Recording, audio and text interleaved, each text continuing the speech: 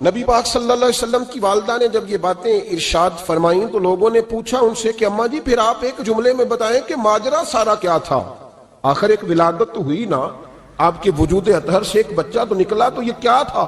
تو سیدہ آمنہ فرمانے لگی خارج منی نور، بس میرے وجود سے ایک نور نکلا، بس میرے وجود سے ایک، اور روشنی آتی آتی ہے تو کسی کو تکلیف نہیں دیتی، ایک نور نکلا۔ میرے رسول کریم علیہ السلام کو ظاہری حسن بھی کمال دیا اور پھر حضور کی نفاست پسندی، صفائی پسندی۔ نبی پاک جب بات کرتے تھے نا تو حضور کے دانتوں سے نور نکلتا، اس کے باوجود حضور ہر وضو کے لیے مسواک کرتے۔ میں نے ہر نماز کے لیے نہیں کہا، میں اپنے لفظوں کا ذمہ دار ہوں۔ کس کے لیے بولے آپ حضرات؟ ہر وضو کے لیے، یعنی اگر نبی پاک نے وضو نماز کے لیے کیا تب بھی مسواک کی، اور اگر قرآن شریف کی تلاوت کے لیے کیا تو پھر بھی مسواک کی، کسی اور موقع کے لیے وضو فرمایا تو پھر بھی مسواک کی۔ اور سیدہ عائشہ فرماتی ہے جب بھی حضور گھر سے نکلنے لگتے پہلے مسواک فرماتے، حالانکہ رسول پاک کے دندان اقدس تو نور والے تھے، ضرورت ہی نہیں تھی۔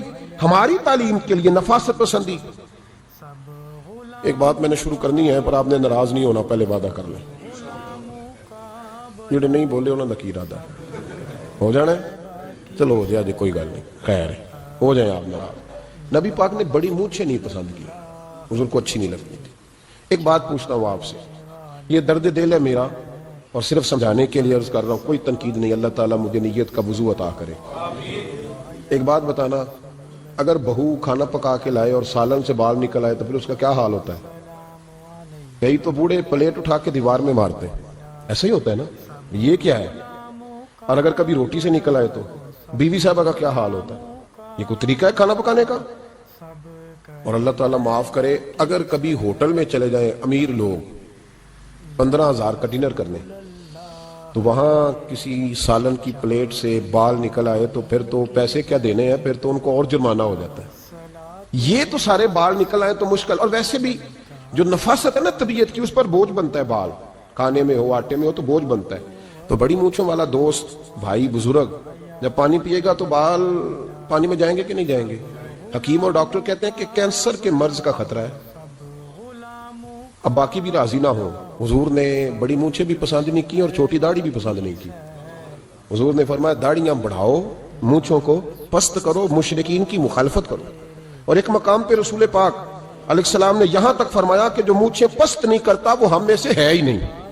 نے سخت لفظ، ایک صحابی تھے، آپ یقین کریں نا، کئی دفعہ دوستوں کو کہنا پڑتا ہے اور کئی دفعہ نا مجھے محسوس ہوتا ہے کہ یار ہم روز ہی کہتے ہیں، لیکن کہتے پتہ کیوں ہے کہ بوجھ بنتا ہے وہ بندہ جو اس طرح کی طبع کے ساتھ آتا ہے، جو حضور نے پسند نہیں کیا۔ ایک شخص نبی پاک کے سامنے آیا، قاضی عبدالدائم دائم صاحب نے لکھا ہے، بڑی خوبصورت بات لکھی ہے، کہنے لگے حضور کے سامنے وہ اکثر آیا کرتا تھا تو مونچھیں بڑی تھی، حالانکہ داڑھی بھی بڑی تھی، مونچھیں بھی بڑی تھی۔ 2-4 دفعہ حضور نے باتوں باتوں میں تعت اللفظ سمجھایا، کچھ بندے نہیں سمجھتے، تعت اللفظ سمجھاؤ یا بڑا کھول کھول کے سمجھاؤ پر بات سمجھنے کو تیار نہیں ہوتے۔ پتہ نہیں کیا ایسا حسن ہے بھئی، جو حسن نبی پاک نے پسند نہیں کیا وہ کبھی حسن ہو سکتا ہے، کبھی خوبصورتی ہو سکتی ہے، وہ کسی کا ذاتی کلچر تو ہو سکتا ہے پر دین کی تہذیب نہیں۔ نبی کریم علیہ السلام نے کئی دفعہ سمجھایا تو ان کی سمجھ میں بات نہ آئی۔ ایک دن وہ بیٹھے ہوئے تو حضور نے ایک صحابی سے فرمایا کینچی لاؤ، کہنے لگے میں سمجھ گیا کہ میرے ساتھ کچھ ہونے لگا ہے۔ ساتھ ہی حضور نے فرمایا ایک مسواک بھی لانا، کہنے لگے میں نے کہا بچت ہو گئی، میرے تو دانت صاف ہے۔ تو یہ شاید اس کی بات ہونے لگی ہے جس کے دانت بھی ٹھیک نہیں۔ دونوں چیزیں جب آ گئی نا تو حضور اٹھے اور نبی پاک نے مسواک ان کے ہونٹوں پہ رکھی، اسی سے آبی ہونٹوں کے اوپر مسواک رکھ کے تو اوپر سے حضور نے منہ سے کاٹ لی۔ فرمایا یہ نہ ایسا کرو، یہ چیز مجھے پسند نہیں ہے۔ حضور نے نفاست پسندی کو، اب تو اللہ تعالیٰ خیر کرے ملانگا آ گئے مارکیٹ میں، ملانگ درویشی فقیری، اور ان کے پاس رش بھی زیادہ ہے، ان کے درباروں پہ بھی رش رہتا ہے جی۔ کہتے ہیں حضرت صاحب درویش آدمی ہے، بھئی روٹی تو پورے ٹائم پہ کھاتا ہے، مونچھیں کٹوانے میں ہی درویش ہو گیا ہے، نہ بال کٹواتا ہے نہ مونچھیں کٹواتا ہے۔ یہ گرو نانک کی تعلیمات ہیں، یہ نبی پاک کی تعلیم نہیں۔ وجود کا کوئی بال نہ کٹوانا یہ سکھوں کا طریقہ ہے، مسلمانوں کا یہ انداز، یہ کدھر کی فقیری ہے؟ دین کوئی غلاظتوں والا ہے معاذ اللہ، کہ بابا کپڑے نہیں بدلتا، بابا غسل نہیں کرتا، بابا بال نہیں کٹواتا، بابا ہے پاگل ہے؟ قطعی طور پر کوئی فقیری نہیں، فقیری صرف وہ ہے جو میرے نبی نے کیا ہے صلی اللہ تعالی۔ اس منبر پر بیٹھنا فقیری ہے کیونکہ حضور ہر جمعے بیٹھا کرتے تھے، مصلی پہ نماز پڑھانا فقیری ہے کیونکہ حضور ہر جمعے ہر 5 نمازوں کی حضور امامت فرماتے تھے۔ دین کی تبلیغ کرنا فقیری ہے جو میرے نبی پاک کیا کرتے، خلاف پیغمبر کسے راہ گزی، وہ فقیری نہیں، وہ تماش بھی نہیں ہے، لوٹنے کا طریقہ ہے، اس کے علاوہ کوئی سٹائل نہیں۔ فقیری صرف وہ ہے جو رستہ میرے رسول پاک نے ہمیں عطا فرمایا، اس سے ہٹ کر کوئی فقر نہیں۔ میری بات کی سمجھ آ گئی آپ حضرات کو؟ نبی پاک علیہ الصلوۃ والسلام صاف لباس، اچھے کپڑے، اجلا انداز۔ اچھا، جو بات جہاں میں لے کے جانا چاہ رہا ہوں اس کو سمجھیں۔ ایک آدمی ظاہری طور پر بڑا خوبصورت، اوپر کپڑے میلے کچیلے پہنے، وہ بھی بندہ اچھا نہیں لگتا، ظاہری بھی حسن ہو، کپڑے بھی اس کے صاف ہو، لیکن بولے سخت، باتیں ترش کرے، تلخ جملے بولے، تو اس کی بھی ساری پرسنالٹی ڈیمیج ہو جاتی، ختم۔ بڑا اچھا آدمی تھا، بڑا نورانی چہرہ تھا، بڑی خوبصورتی تھی، بڑا صاف ستھرا تھا، بڑا پاکیزہ تھا، کپڑے بھی بڑے خوشبو والے پہنے ہوئے تھے، بڑے صاف ستھرے لباس میں ملبوس تھا، لیکن جب اس نے بات شروع کی اور بزرگ تھا، سفید داڑھی تھی، معاذ اللہ تعالیٰ کسی بچے کو گالی دے دی، اچھا لگتا ہے؟ مجھے بتائیں، اس کے پاس بیٹھنے کو دل چاہتا ہے؟ اس کی ساری پرسنالٹی جو ہوتی ہے وہ خراب ہو جاتی ہے، شخصیت کا جو ایک بھرم ہوتا ہے وہ ٹوٹ جاتا ہے۔ ایک روایت میری نظر سے گزری، اور کیا ہی انداز ہے، امام زرقانی نے لکھی۔ ایک صحابی ہیں حضرت ابو قرصافہ رضی اللہ تعالیٰ عنہ، حضرت ابو قرصافہ رضی اللہ تعالیٰ عنہ فرماتے ہیں، میں چھوٹا تھا، میری اماں اور میری خالہ مجھے ساتھ لے گئی، میں نے کہا کہاں جانا ہے؟ کہنے لگے آؤ نبی پاک کا کلمہ پڑھنے جانا ہے۔ پڑھیے درود شریف صلی اللہ ہو، سارے پڑھیے، پھر پڑھیے ایک دفعہ صلی اللہ تعالیٰ علیہ۔ حضور کا ذکر ہو تو فوراً درود پڑھنا چاہیے۔ نبی کریم علیہ السلام کی بارگاہ میں نا میری خالہ اور میری اماں دونوں مجھے ساتھ لے گئی کلمہ پڑھنے۔ کہتے ہیں جب ہم حضور کی بارگاہ میں پہنچے، کلمہ پڑھا، واپس آئے تو میری اماں اور میری خالہ آپس میں بات کرنے لگی۔ میری خالہ کہنے لگی تو نے دیکھا ہے ان کا بولنا کتنا مزیدار تھا؟ میری خالہ کہنے لگی تو نے تو وہ دیکھا، لیکن وہ جو غلام آیا تھا اس کے ساتھ ان کا رویہ کتنا پیارا تھا، تو نے دیکھا جب وہ کھانا کھا رہے تھے تو پہلا خیال انہوں نے ہمارا کیا۔ بار بار وہ ان کا ذکر کرتی، کہتے آپس میں حضور کی شانیں بیان کرتی، میری اماں بھی میری خالہ بھی۔ بالآخر بات لمبی ہو گئی تو میری اماں بولی، کہنے لگی بس کر، ہم کتنی عظمتیں بیان کریں گے، مجھے تو 3 باتیں سمجھ میں آئی ہیں۔ کتنی؟ 3 باتیں مجھے سمجھ میں آئی ہیں۔ کہا وہ کیا؟ تو کہنے لگی ما رأینا مثل ھذا الرجل احسن وجھا ولا القى ثوبا ولا البنا کلاما۔ کہنے لگی مجھے تو 3 باتیں سمجھ میں آئی ہیں کہ نہ اتنا خوبصورت چہرے والا کوئی شخص دیکھا ہے، اور نہ اتنے صاف کپڑوں والا کو دیکھا ہے، اور نہ ہی اتنی میٹھی بولی بولنے والا کوئی دیکھا ہے۔ تینوں باتوں کی کمال ہے، ظاہری حسن بھی کمال، کپڑوں کی صفائی بھی کمال، اور رسول پاک کا بولنا بھی کمال، لب و لہجے میں مٹھاس بھی خوبصورتی والی۔ یہ اصل حسن ہے کہ ظاہراً بھی انسان بڑا منزہ ہو، باطناً بھی بڑا صاف ستھرا ہو۔ میرے رسول پاک علیہ الصلوۃ والسلام کا طریقہ مبارکہ پتہ کیا تھا؟ حضور صلی اللہ تعالیٰ علیہ وآلہ وسلم جب مسجد میں نماز پڑھ لیتے تو حضرت جعفر رضی اللہ تعالیٰ عنہ فرماتے، بخاری کی حدیث ہے، فرماتے ہیں میں مدینہ شریف میں آیا تو حضور نماز پڑھ لیتے تو صحابہ نبی پاک کے پاس آتے اور حضور کا دست مبارک پکڑ کے پہلے چومتے پھر چہروں پہ ملتے، پہلے چومتے پھر چہروں پر۔ نبی پاک کے صحابہ حضور کے قدم بھی چوما کرتے، قدموں میں جھکا کرتے تھے۔ یہ تو بھائی اس وقت پتہ چلتا ہے جب کسی سے پیار ہو جاتا ہے، جب کسی بندے سے۔ میں اکثر مثال دیا کرتا ہوں اکثر کہ کسی کا بچہ پیشاب کرے تو کہہ آتی ہے، الٹی آتی ہے، لیکن اپنا بچہ بالوں میں بھی کر دیتا ہے، پھر کوئی کہہ نہیں آتی چونکہ اپنا ہے نا، پیار ہو گیا نا۔ اب وہ کیفیت جب کسی سے محبت ہو جاتی ہے نا تو کچھ چیزیں صرف سمجھنے کی نہیں، کچھ چیزیں ایسی ہوتی ہیں جو محسوس کرنے والی ہوتی۔ اس نے کہا تھا عشق ایک ڈھونگ ہے، میں نے کہا تجھے عشق ہو خدا کرے، پھر کوئی تجھے اس سے جدا کرے، تو اسے تسبیحوں پہ پڑھا کرے، تو اسی کا نام جپا کرے، تو گلی گلی پھرا کرے، پھر میں کہوں کہ عشق ایک ڈھونگ ہے اور تو نہیں کہا کرے، پھر میں کہوں کہ عشق ایک ڈھونگ ہے اور تو، اس نے کہا تھا عشق ایک ڈھونگ ہے تو میں نے کہا تجھے عشق ہو خدا کرے۔ بھائی یاد رکھو جب انسان کو محبت ہوتی ہے تو پھر اس کے انداز بدل جاتے ہیں، اس کے طور طریقے تبدیل ہو جاتے ہیں۔ وہ میں اکثر ایک بات کہا کرتا ہوں، میں کہتا ہوں بچہ باہر سے برگر کھا کے آ جاتا ہے رات کو، اماں کہتی بیٹے روٹی کھا لو، کہنا تو گوبھی پکائی میں نہیں کھانی، حالانکہ برگر کھا آیا ہے، دور سے کھا آیا ہے، تو اماں اس کو کہتی ہے پھر میں سوئیاں نہ بنا دوں تھوڑی سی اپنے بیٹے کو، فٹافٹ چاول نہ تجھے ابال دوں، ساتھ میں باریک دال بنا دیتی، کہتا نہیں میری مرضی کا پکاتے ہی نہیں، میں نے نہیں کھانا۔ ایسے اب ابا جو ہے نا، ابا وہ اماں کو سمجھا رہا، کہتا چھڈ پر بھوک لگے گی تو آپ ہی کھا لے گا، تھوڑا ایڈی ٹینشن ہے، ایویں پہ تینوں ستاندا ہے۔ اماں کیا کہتی ہے؟ کہتی نہیں مجھے نیند نہیں آ رہی، کھائے گا تو سکون آئے گا۔ اب اس کو آپ لاکھوں دلیلیں دیں کہ سیاںا بیانا ہے، بچہ نہیں ہے، 22 سال کا ہے، 24 سال کا، چھوڑ تو کیا کر رہی ہے؟ لیکن اماں کو کوئی سمجھا سکتا؟ کیوں نہیں سمجھا سکتا کہ اسے اپنے بیٹے سے پیار بڑھائے، وہ کیا کرے، وہ مجبور ہے، اس کے دل کی کیفیت اس طرح کی ہے کہ کوئی دنیا کی طاقت اسے سمجھا سکتی، سوال ہی نہیں پیدا ہوتا کوئی اسے سمجھا سکے، یہ ممکن کیسے ہو، کیسے سکتا ہے؟ یہ محبت ہے میرے رسول پاک علیہ السلام کے صحابی حضرت جحیفہ فرماتے ہیں میں حضور کی بارگاہ میں آیا تو صحابہ کیا کرتے، نبی پاک کا دست مبارک پکڑتے، پہلے چومتے پھر چہرے پہ ملتے، بخاری ہے، فرماتے ہیں میں نے کہا یہ کیا کر رہے ہیں؟ پھر اچانک میرا بھی دل کیا ذرا کر کے تو دیکھو، کوئی چیزیں چکھنے پہ پتہ لگتا ہے کتنی مزیدار ہے۔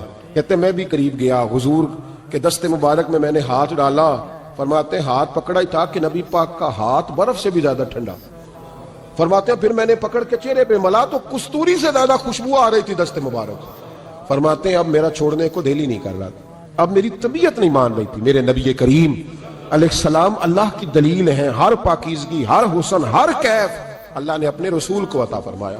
دنیا کی جتنی غلاظتیں تھیں جب کوئی حضور کے قریب جاتا تھا تو ساری غلاظتیں دور ہو جاتی، کما ارسلنا فیکم رسولا منکم یتلو علیکم آیاتنا ویزکیکم، اللہ فرماتے ہیں میرے محبوب تم پر میری آیتیں پڑھیں گے اور تمہیں پاک فرما دے گے، تمہاری ساری ناپاکیاں نبی پاک دور کر دے، ہر غلاظت تم سے دور ہٹ جائے۔ ایک صحابی ہیں حضرت شیبہ بن عثمان رضی اللہ تعالی عنہ، وہ کہتے ہیں میرے والد کو اور میرے چچا کو مسلمانوں نے احد میں قتل کر دیا، میرے دل میں بڑا غصہ تھا، بڑا جلال تھا کہ کبھی مجھے موقع ملے تو میں بدلہ لوں گا۔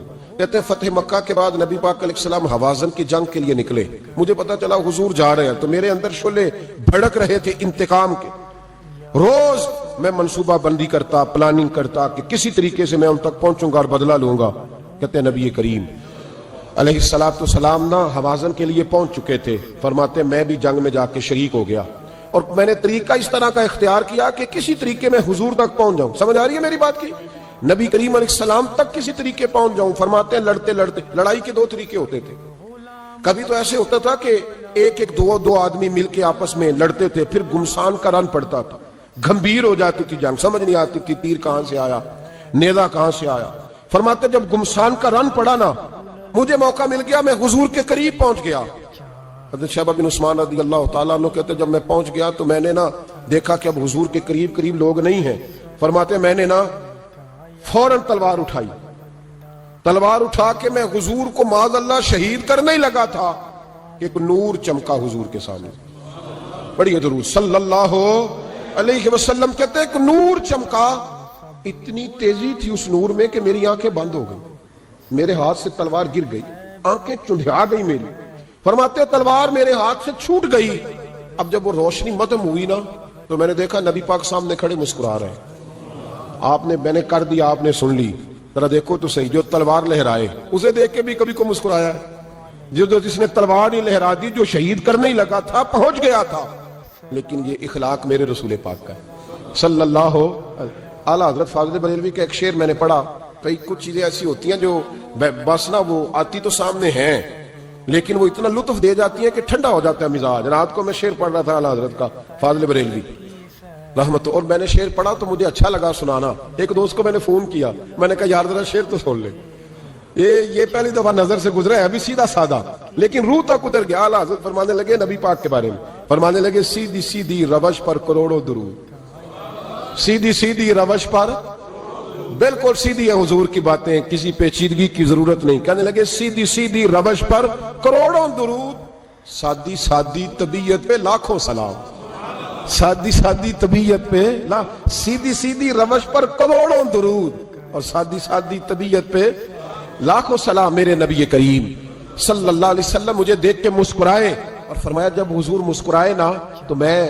نبی کریم علیہ السلام کو دیکھ کے حیران ہوا کہ میں نے تلوار تانی تھی اور حضور نے مسکرانا شروع کیا۔ فرماتے اب حضور نے مجھے بلایا، آواز کے ساتھ نہیں بلایا، حضور نے اشارہ کیا یوں کر کے، فرمایا ادھر آؤ نا۔ فرماتے مجھے اب یہ بھی سمجھ نہیں آئی کہ کس نے مجھے اٹھا کے حضور کے قریب کر دیا۔ فرماتے میں نبی کریم کے قریب گیا تو حضور نے میرے دل پر 3 تھپکیاں دی، ایک تھپڑ ہوتا ہے ایک تھپکی ہوتی، پتہ ہے نا فرق کا، ایک تھپڑ کو مارے تو جلال آتا ہے اور تھپکی دے تو پیار آتا ہے۔ کہتے ہیں حضور نے 3 تھپکیاں دی اور دی بھی میرے دل پر، ایک پھر 2 پھر 3۔ کہتے ہیں پہلی تھپکی دی تو میرے اندر سے کفر نکل گیا، دوسری تھپکی دی تو میرے اندر ایمان داخل ہو گیا، اور تیسری تھپکی جب نبی پاک علیہ السلام نے دی تو مجھے ہر چیز سے بڑھ کر رسول اللہ سے پیار ہو گیا، محبت ہو گئی نبی کریم سے۔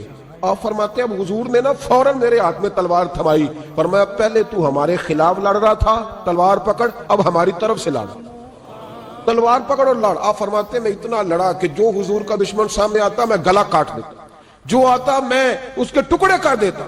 فرماتے ہیں پہلے میں باپ کا بدلہ لینے آیا تھا، اور اب میرا یہ حال ہے کہ اگر میرا باپ بھی سامنے آئے گا تو میں اس کا بھی گلا کاٹ دوں گا، لیکن حضور کے قریب کسی کو جانے نہیں دوں گا۔ حضرت شیبہ بن عثمان کہتے ہیں جنگ ختم ہو گئی، حضور خیمے میں گئے، میں بھی گیا، اب نبی پاک لوگوں سے باتیں کر رہے ہیں، حضور لوگوں سے باتیں کر رہے ہیں، میں ایک کونے میں بیٹھا سوچ رہا ہوں کہ میں تو بدلہ لینے آیا تھا، یہ میرے ساتھ ہوا کیا؟ حضور لوگوں سے باتیں کرتے جا رہے ہیں، میں سوچتا جا رہا ہوں کہ میں تو انتقام لینے آیا، یہ کیا معاملہ ہوا؟ کہتے محبوب نے اچانک میری طرف نظر اٹھائی اور فرمانے لگے شیبہ ایک ارادہ تو نے کیا تھا جو غلط تھا، اور ایک ارادہ میرے رب نے کیا ہے اور تیرے اوپر فضل فرما دیا ہے۔ فرماتے حضور نے اب مجھ سے فرمایا کوئی خواہش ہو تو بتاؤ، مانگ لو کچھ مانگنا ہے تو۔ میں نے عرض کی یا رسول اللہ میری بخشش کی دعا کر دیں، بڑا میرا خوفناک ماضی ہے، میں اسلام کا بڑا دشمن رہا ہوں، حضور دعا کر دیں، یاد ماضی عذاب ہے یا رب، چھین لے مجھ سے حافظہ میرا، یا رسول اللہ بڑے گناہ ہیں میرے، دعا کر دیں۔ کہتے میں نے دعا کے لیے کہا اور حضور پھر دوسرے لوگوں سے باتیں کرنے لگے، کبھی اس سے کبھی اس سے کبھی اس سے۔ میں سوچنے لگا کہ میری بات کا کوئی جواب نہیں آیا۔ اے صبا مصطفیٰ سے کہہ دینا، غم کے مارے سلام کہتے ہیں، یاد کرتے ہیں آپ کو شام و سحر، دل ہمارے سلام کہتے ہیں۔ اللہ اللہ حضور کی باتیں، مرحبا رنگ و نور کی باتیں، چاند جن سے بلائیں لیتا ہے اور تارے سلام کہتے ہیں۔ اے صبا مصطفیٰ سے کہہ دینا، غم کے مارے سلام کہتے ہیں۔ ذکر تھا آخری مہینے کا، تذکرہ چھڑ گیا مدینے کا، حاجیو مصطفیٰ سے کہہ دینا، غم کے مارے سلام کہتے ہیں۔ اے صبا مصطفیٰ سے کہہ دینا، غم کے مارے سلام کہتے ہیں، یاد کرتے ہیں آپ کو شام و سحر، دل ہمارے سلام کہتے ہیں۔ جب 2-3 بار میں نے سوچا تو میرے کریم نے پھر توجہ میری جانب کی اور فرمایا تو نے بخشش کی دعا کا کہا تھا، میں نے سن لیا ہے، رب کریم نے تیری بخشش فرما دی ہے، اللہ نے تجھے بخش دیا ہے، تیری خطائیں رب کریم نے معاف کر دی۔ نبی پاک کے دست مبارک کی برکت، رسول ایک صحابی تھے حضرت فرقد ان کا نام تھا رضی اللہ تعالی۔ پہلے نا میں جب گفتگو کیا کرتا تھا نا تو میں صحابہ کا نام نہیں لیتا تھا، میں کہتا تھا ایک صحابی فرماتے ہیں، چونکہ صحابہ کے نام مشکل تھے، لوگوں کو یاد نہیں رہتے۔ ایک دن میرے دل میں خیال آیا کہ نام لیں گے نہیں تو انہیں آئیں گے کیسے، چلو خود کسی کو یاد ہو جائے گا، تو مجھے اچھا لگا۔ پچھلی دفعہ میں نے حضرت سعد بن ناجیہ کا نام لیا تو مجھ سے میرے دوستوں نے کہا ذرا لکھ کے دیں کیا نام تھا، مجھے خوشی ہوئی کہ یار اگر یہ لفظ کہے جائیں گے تو لوگوں کو دلچسپی ہوگی۔ حضرت فرقد ایک صحابی تھے، اور یہ وہ صحابی ہیں جنہوں نے حضرت عمر کے زمانے میں موصل کا علاقہ فتح کیا تھا، بڑے دلیر تھے، ان کی 4 بیویاں تھیں۔ وہ کہتے ہیں جب بھی یہ گھر میں آتے تو خوشبو اتنی اعلیٰ لگا کے آتے کہ ہم حیران ہو جاتے۔ عورتیں زیادہ تیاری کرتی ہیں نا مردوں سے کہ نہیں، کیا آج کل مرد زیادہ کرتے ہیں؟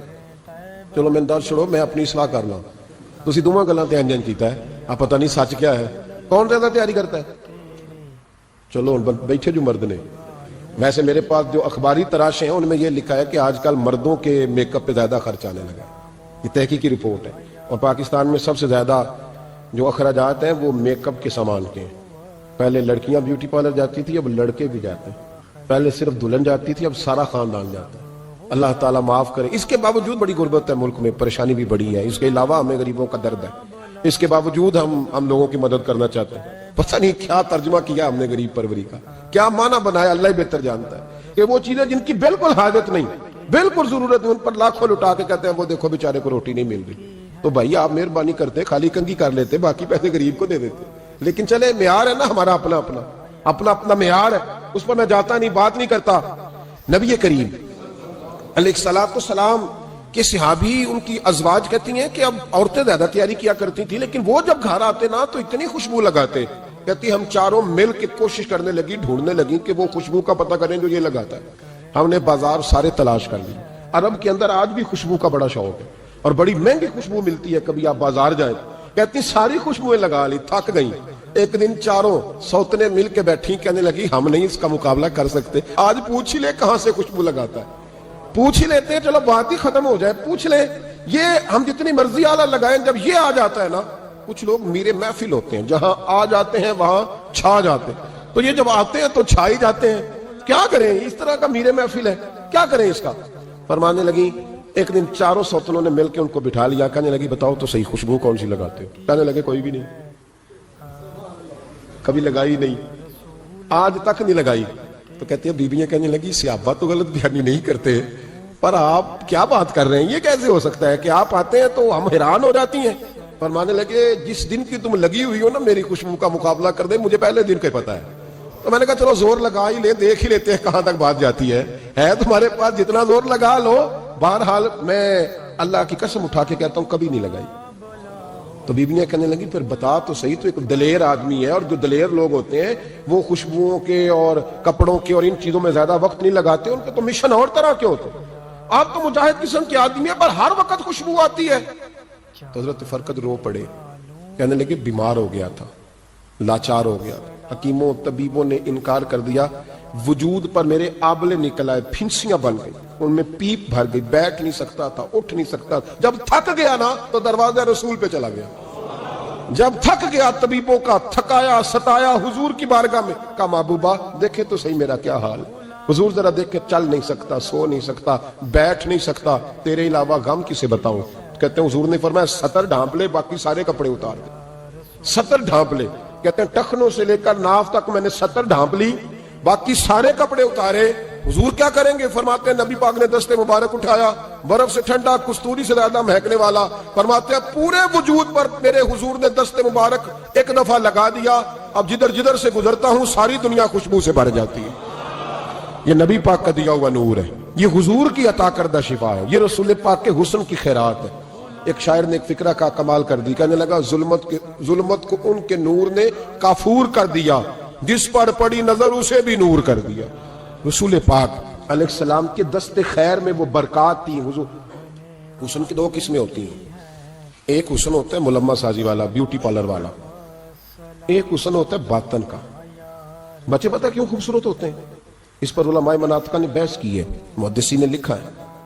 بچہ گدھے کا بھی ہو تو پیارا لگتا ہے، چھوٹا بچہ اگر اس کا رنگ بہت گورا نہ بھی ہونا، صرف چھوٹا ہو، وہ پیارا لگتا ہے، اس میں ایک جاذبیت ہوتی ہے۔ اس پر ہمارے مفسرین نے، محدثین نے، علماء مناطق نے ایک بحث کی ہے۔ وہ کہتے ہیں اصل بات یہ ہے کہ بچے جھوٹ نہیں بولتے، بددیانتی نہیں کرتے، دھوکہ نہیں کرتے۔ یہ جو اندر کی عیاریاں ہوتی ہیں نا، چہرہ بھی خطرناک کر دیتی ہیں، اور جب اندر حسن ہوتا ہے تو باہر بھی حسن ہی ہوتا ہے۔